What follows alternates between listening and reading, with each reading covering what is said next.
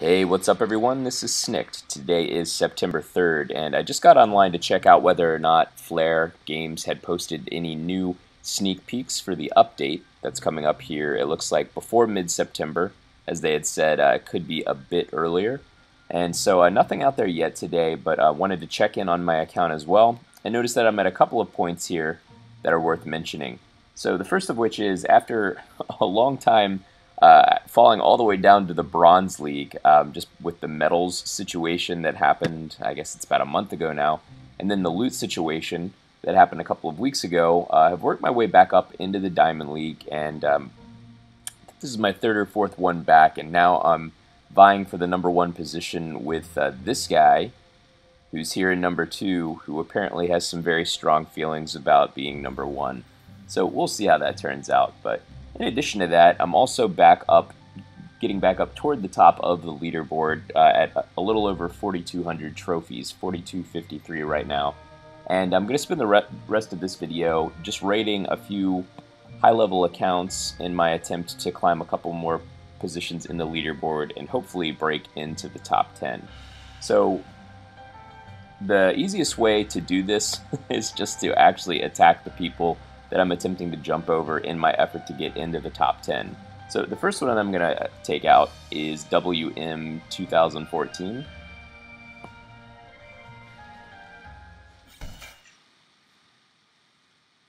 WM 2014 has a pretty strong defense, but I don't think he has a very strong offense because he's always attacking with a lot of gems. So he has a really difficult time getting through my base without any gems. And in fact, he attacked a couple of times overnight, and I received 27 gems from him in 2 attacks. So he's spending a substantial number of gems to deal out any level of offensive damage, even though his defense is actually quite strong. Hang out here just for a moment.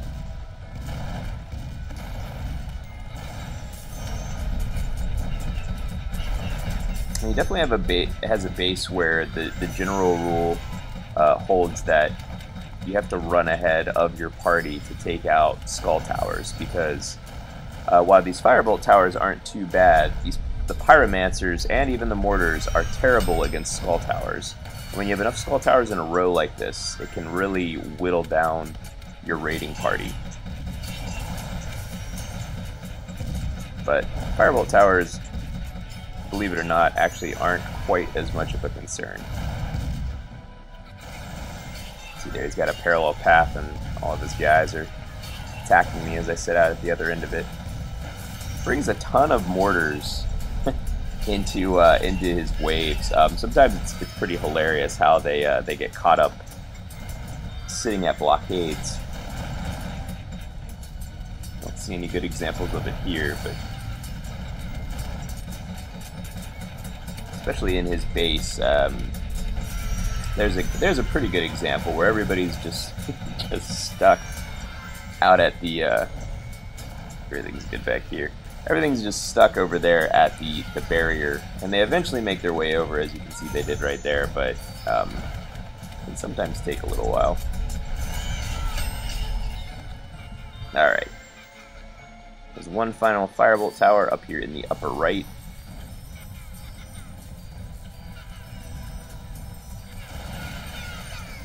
You can see my troops made their way up, and there isn't really any solid choke point in WM 2014's base, which is nice because it means that you don't have to be very concerned with deploying troops in order to take down a choke point, or you don't have to worry about your raiding party not being able to make its way out into the base with you.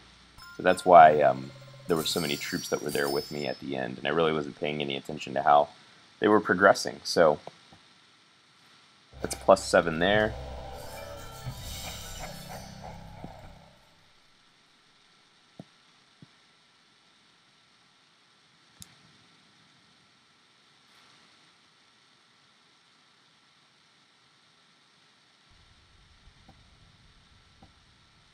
Okay, still ranked #13. Looks like we'll probably need Probably need 3 more raids to get to number 10. So the next one that we're going to hit is Ong Ak, 1972. And it looks like he has R-Blasters, so we'll match Mortars up against that. Pyromancers and Paladins, and so Frosters probably wouldn't be a bad idea here, actually. But because his R-Blasters are in number 1, it's kind of a crapshoot because the Mortars and the Paladins would also get hit pretty hard by the Frosters. But we'll stick with Mortars because the Mortars will also hit the Paladins pretty well. Okay, and so I am going to need to grab some food real quick. So I'm using up my Facebook invites while they're still available. And not sure if it's really having any benefit whatsoever. As we've discussed, and everybody's quite aware, the one gym trick is pretty much, for all intents and purposes, dead, and it's now become, you know, the 50 gym trick in order to have any real level of effectiveness, which effectively killed it. But we'll just continue to do it anyway, because I think it still does provide a little bit of a loot benefit that might be justified by that extra gem.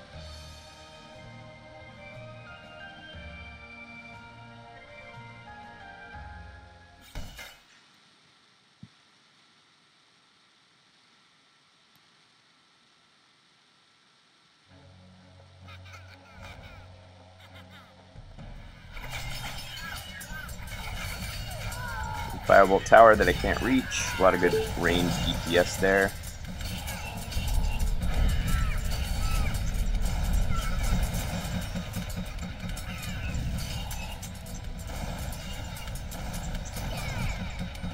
I'm going to spawn some cannons to try to take out that Firebolt tower over there.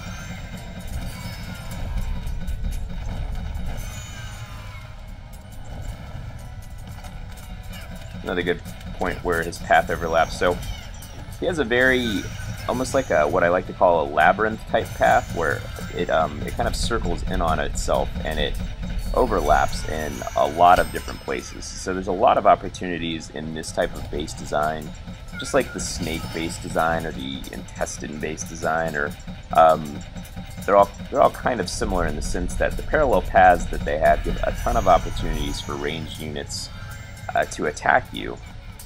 But one of the downfalls to that is that damage in the middle of the base becomes, you become completely reliant on your troops to deal out all of the damage in the middle of the base, and your towers to deal out damage on the periphery or the boundaries of your base.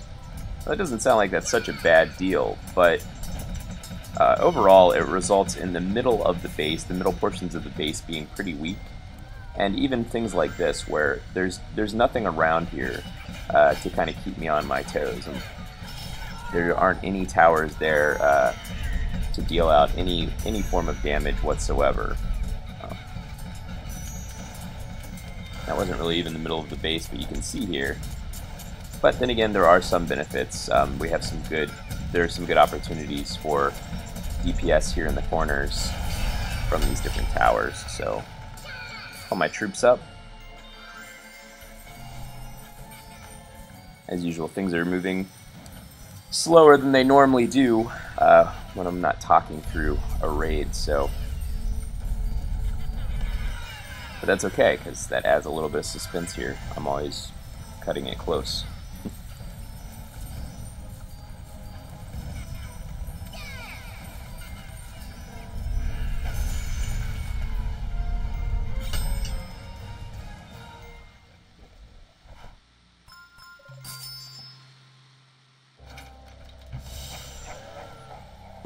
I'm having a whole lot of luck today with the Chamber of Fortune, so some days seem to work out well, and some days seem to work out terribly.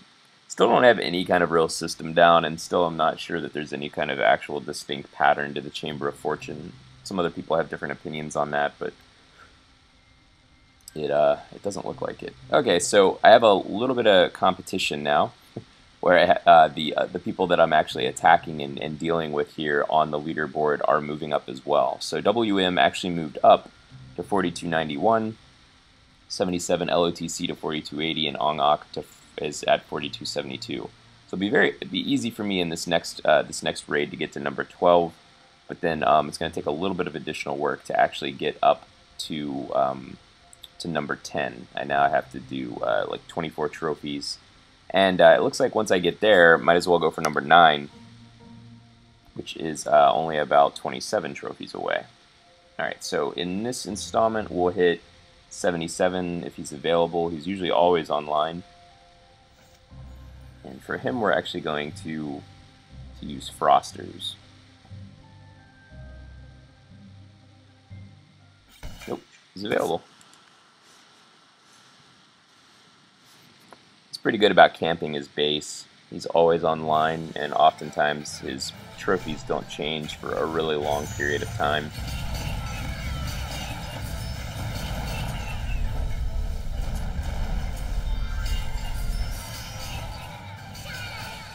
Park my guys right here for just a moment. Regroup a little bit. So 77 is the base. I just reviewed his base really recently, but a ton has changed since then.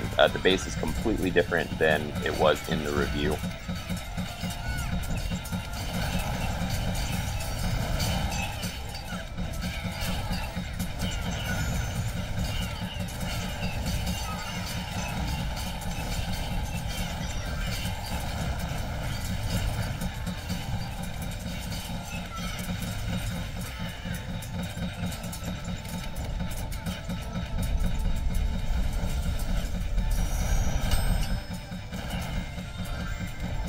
Stand here for, no I'm not, I'm just going to stand there for just a second and regroup a little bit of health before moving forward, but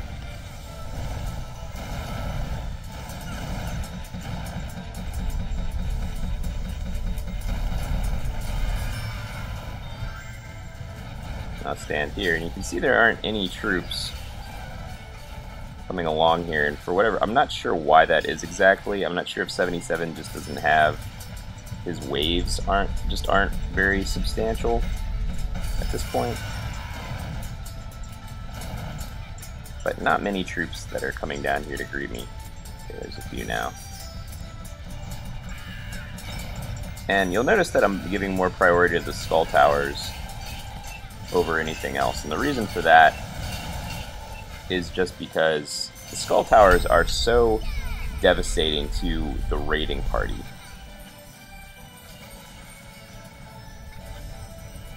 They're not so bad, even though they deal out a ton of blunt damage. They're not so bad to the actual. Come over here and kill this real quick. I can kill it enough anyway. Yep, got it.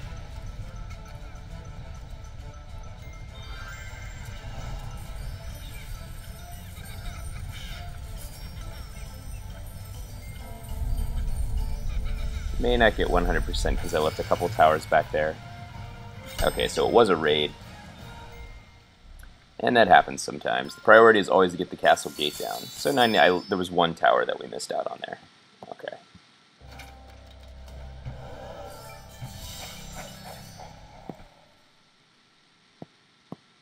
It's just not happening for me today.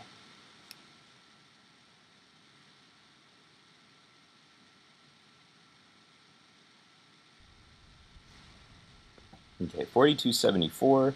So that actually gets me up to 4274. So rank number 11. So not quite what I was anticipating there. It's going to take a few more raids to break into the top 10 to get back up to where William 2014 is.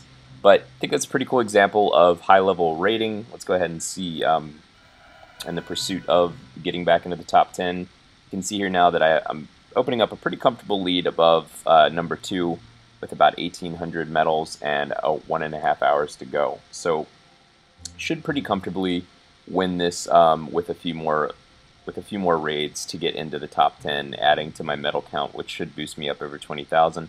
Even though that's not going to be anywhere near where HSMK got to at 133,000. So that's it. Thanks for watching, guys.